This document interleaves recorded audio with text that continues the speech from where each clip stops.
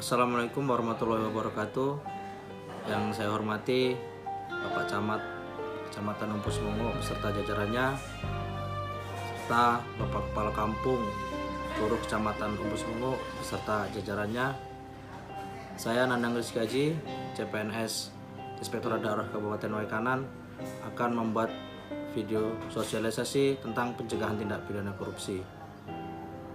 Video ini dibuat dalam rangka aktualisasi dan habituasi Latsar Angkatan 12 BPSDM Provinsi Lampung tahun 2020. Yang selanjutnya sebagai pemateri atau narasumber Bapak Diko Triadi Santika Esa, Auditor Madya, Inspektorat Daerah Kabupaten Waikanan. Terima kasih. Mungkin selanjutnya langsung saja ke pemateri Bapak Diko Triadi Santika. Assalamualaikum warahmatullahi wabarakatuh. Salam sejahtera buat kita semua. Semoga kita semua selalu dalam lindungannya. Semangat pagi. Yang terhormat Bapak Camat Umpus Mungu dan jajarannya yang telah berkenan memberikan kami kesempatan untuk melaksanakan ataupun nge-share video ini terkait dengan sosialisasi pencegahan tindak pidana korupsi di lingkungan Kecamatan Umpus Mungu. Yang terhormat Bapak Kepala Kampung beserta jajarannya yang telah bersedia menyaksikan ataupun menonton video ini, dan atas responnya yang baik terkait dengan pelaksanaan kegiatan ini.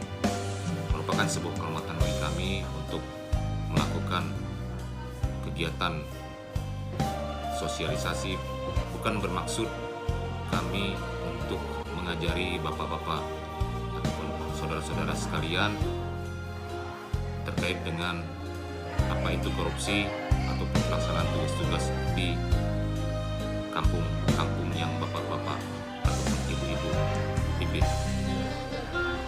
Adapun kegiatan ini merupakan sebuah sharing informasi yang mana kita sebagai warga negara Indonesia diminta ataupun dituntut untuk ikut serta melalui aktualisasi dan salah satunya adalah kegiatan yang kami laksanakan ini.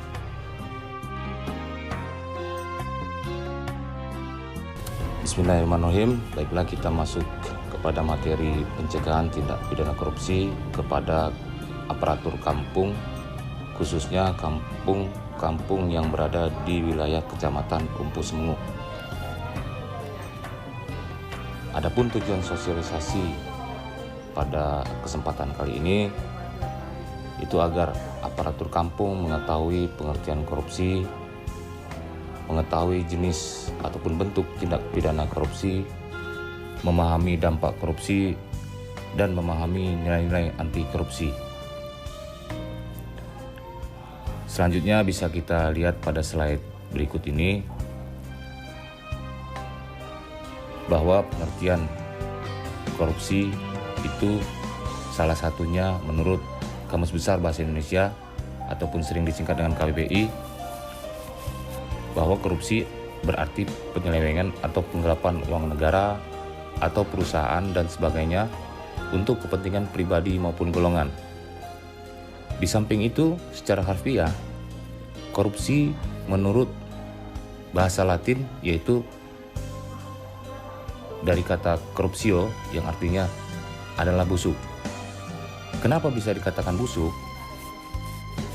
Karena korupsi ini adalah perbuatan-perbuatan yang pertama adalah perbuatan melawan hukum, yang kedua adalah perbuatan tersebut dapat merugikan keuangan negara, dan yang ketiga adalah perbuatan tersebut memperkaya diri sendiri, kelompok, golongan,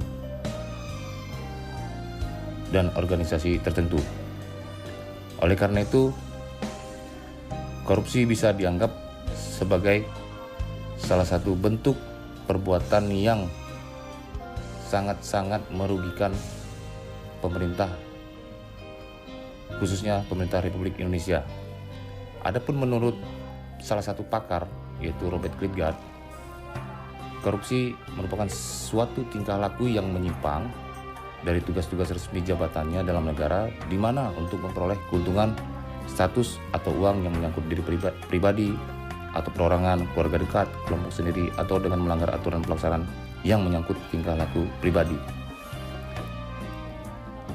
Selanjutnya, menurut salah satu lembaga, yaitu Transparansi Internasional ataupun sering disingkat dengan TI, korupsi adalah perilaku pejabat publik, politikus, atau pegawai negeri yang secara tidak wajar dan legal memperkaya diri atau memperkaya mereka yang dekat dengan kekuasaan dengan cara menyalahgunakan kekuasaan publik yang dipercayakan kepada mereka.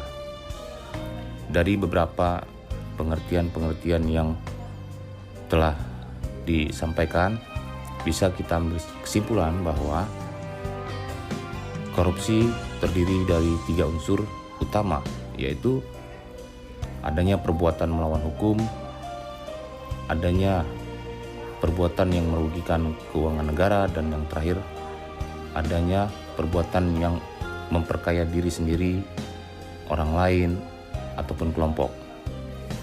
Salah satu unsur tersebut terpenuhi, maka persepsi APH bisa mengakibatkan kita disangkakan pasal-pasal, salah satunya pasal 3 Undang-Undang Nomor 31 Tahun 1999 yang memiliki arti di situ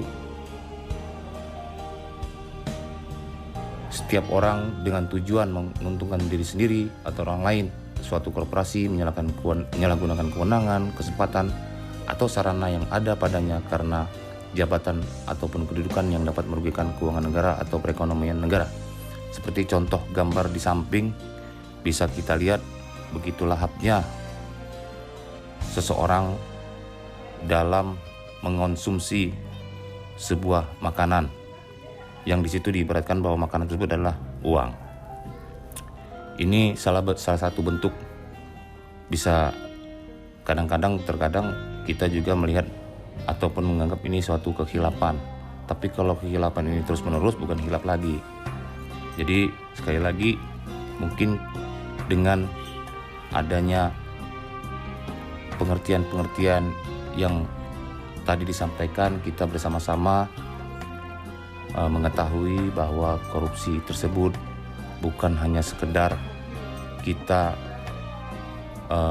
melakukan perbuatan kemudian merugikan keuangan negara lalu kemudian kita kembalikan selesai, tidak. Tetapi perbuatan melawan hukumnya apabila terpenuhi, kita pun bisa disangkakan itu satu perbuatan korupsi. Nah, selanjutnya ada jenis-jenis ataupun bentuk tindak pidana korupsi yang saat ini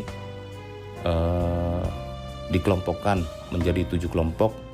Kalau dulu ada 30 pasal, ada 30 jenis, namun saat ini dikelompokkan menjadi 7 kelompok, yaitu yang pertama merugikan keuangan negara, suap menyuap, penggelapan dalam jabatan, pemerasan, perbuatan curang, benturan kepentingan dalam pengadaan, gratifikasi. Sebagaimana Undang-Undang Nomor 31 Tahun 1999 Junto Undang-Undang Nomor 20 Tahun 2001, ada 30 delik tipikor yang kemudian dikelompokkan tadi seperti saya katakan menjadi 7 kelompok tipikor, itu merugikan keuangan negara. Contohnya adalah penggunaan fasilitas yang diberikan negara untuk pejabat ataupun pegawai negeri sipil, termasuk tentara dan polisi, tetapi dipergunakan untuk urusan pribadi yang tidak ada sangkut pautnya dengan pekerjaan. Seperti fasilitas mobil dinas dari negara adalah fasilitas yang kerap digunakan untuk urusan pribadi ataupun keluarga, sehingga hal ini dapat digolongkan sebagai korupsi.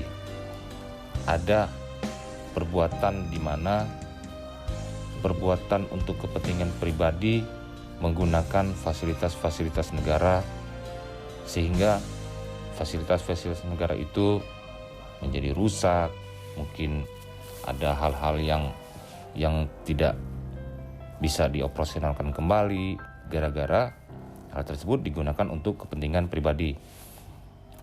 Lalu yang kedua adalah suap menyuap. Nah, ini salah satu kelompok tipikor yang kalau beberapa pakar menyebutnya jenis tipikor yang mesra karena saling suap menyuap.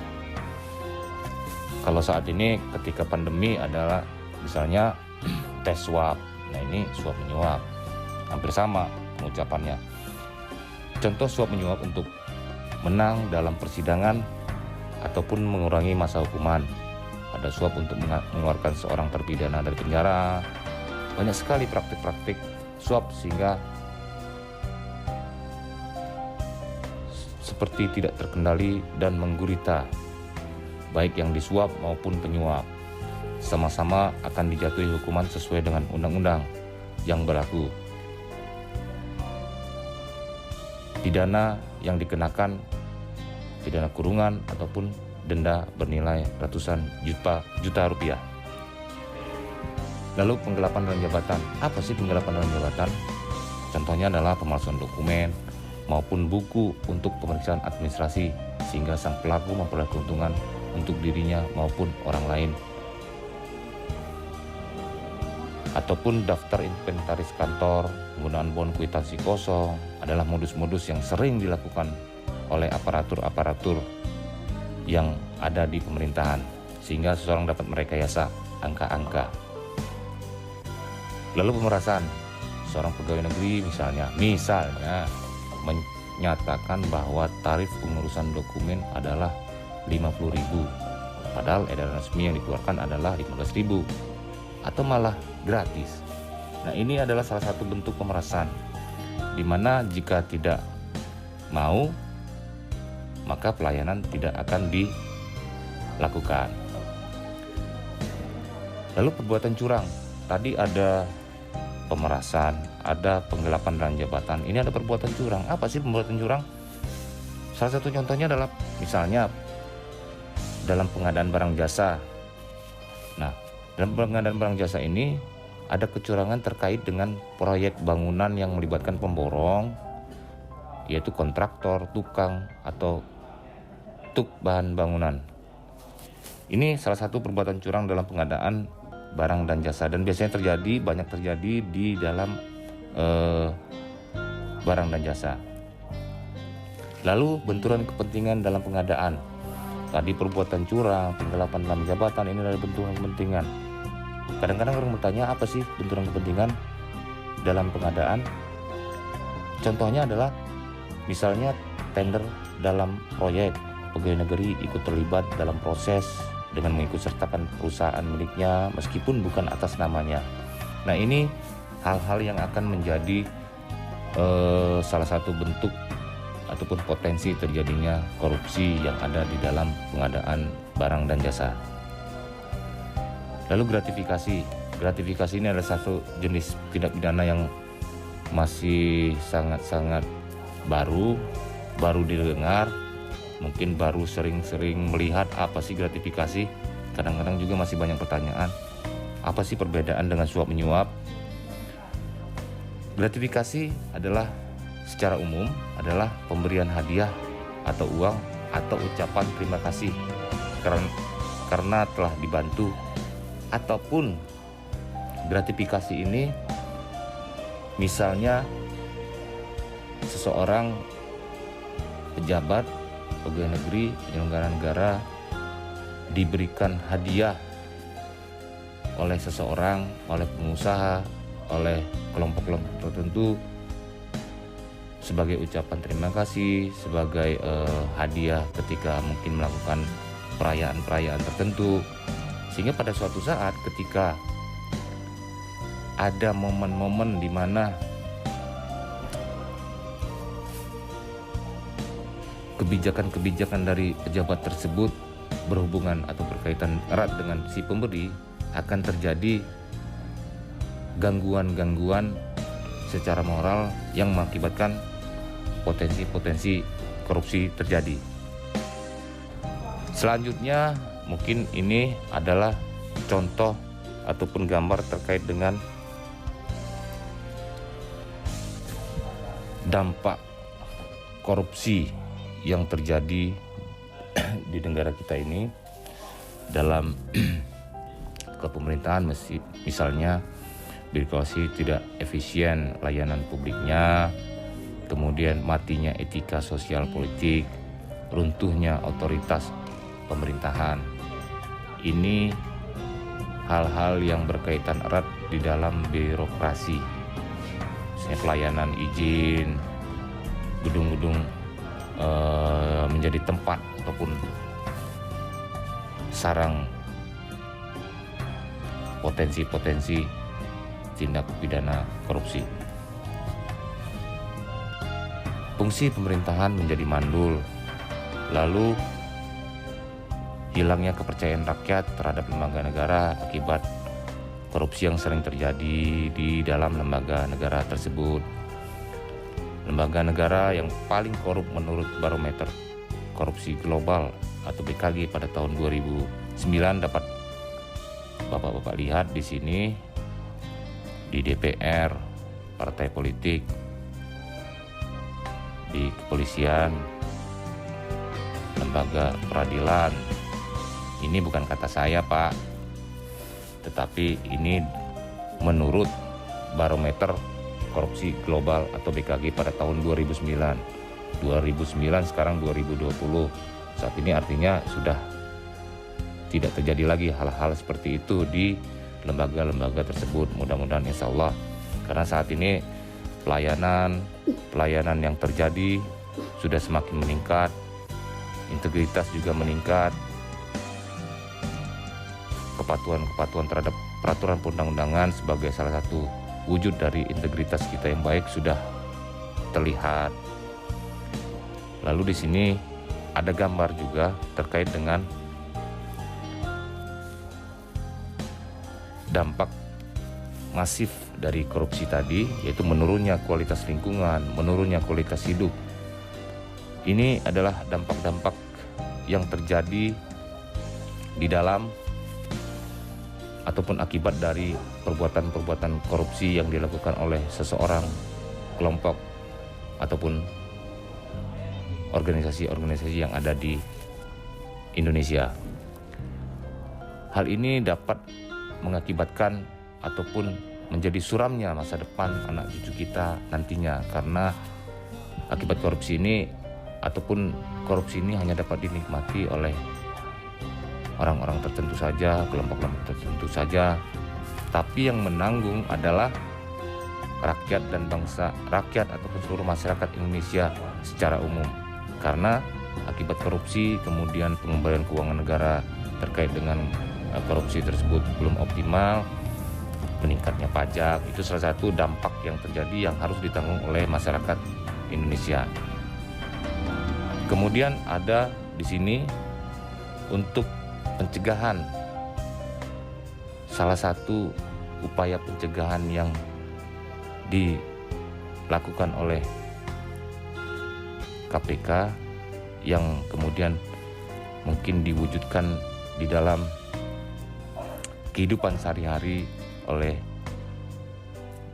masyarakat Indonesia, khususnya bagi kita para aparatur pemerintahan, aparatur kampung, di mana perlunya suatu integritas. Apa sih integritas? Integritas merupakan kesatuan antara pola pikir, perasaan, ucapan, dan perilaku yang selaras dengan hati nurani dan norma yang berlaku.